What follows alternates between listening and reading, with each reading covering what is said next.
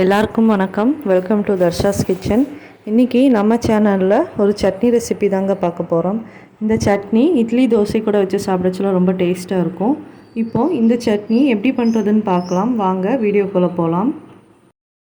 இது பண்ணுறதுக்கு ஒரு கடாயில் கொஞ்சம் எண்ணெய் ஊற்றிக்கலாம். எண்ணெய் சூடானோடனே 1 டேபிள் ஸ்பூன் அளவு கடலைப்பருப்பு சேர்த்திக்கலாம். அது கூட 1 டேபிள் ஸ்பூன் அளவு உளுந்தம்பருப்பு. இது ரெண்டையும் லைட்டாக வறுத்துக்கலாம்.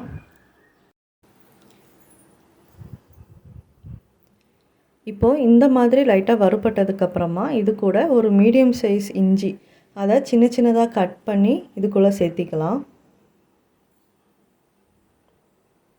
அது கூட 6 பல்லு பூண்டு அதையும் சேர்த்திக்கலாம். இப்போது இது ரெண்டையும் சேர்த்து நம்ம நல்லா வறுத்து எடுத்துக்கலாம்.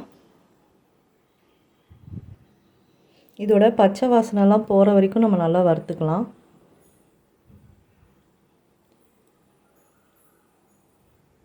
இப்போது இது நல்லா வறுபட்டுருச்சு. இது ஒரு பிளேட்டுக்கு மாற்றி எடுத்து வச்சுக்கலாம். இப்போ அதே கடாயில் ஒரு மீடியம் சைஸ் தக்காளியை நீள நீளமாக கட் பண்ணி வச்சுருக்கு. அதையும் சேர்த்து இந்த தக்காளியும் நல்லா வதக்கி எடுத்துக்கலாம்.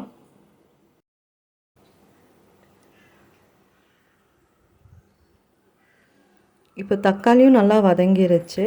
இப்போ இதெல்லாம் ஆற வச்சு நம்ம மிக்ஸி ஜாரில் சேர்த்து அரைச்சி எடுத்துக்கலாம்.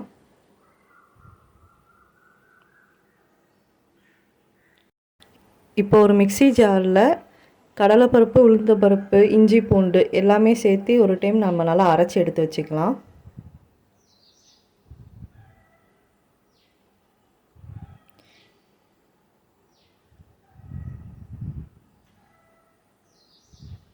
இப்போது இதெல்லாம் நம்ம நல்லா அரைச்சி எடுத்துகிட்டு வந்துக்கலாம். இப்போ இந்த மாதிரி அரைச்சி எடுத்ததுக்கப்புறமா இது கூட நம்ம வதக்கி வச்சுருக்க தக்காளியை இதுக்குள்ளே சேர்த்திக்கலாம்.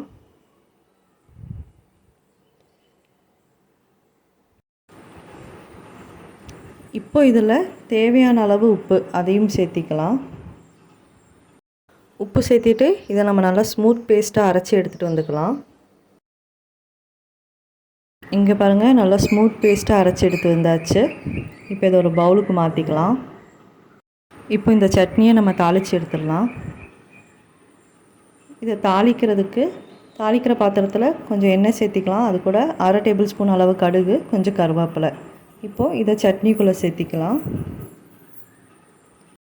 அவ்வளோதாங்க, நம்மளோட சட்னி சூப்பராக ரெடி ஆகிடுச்சு.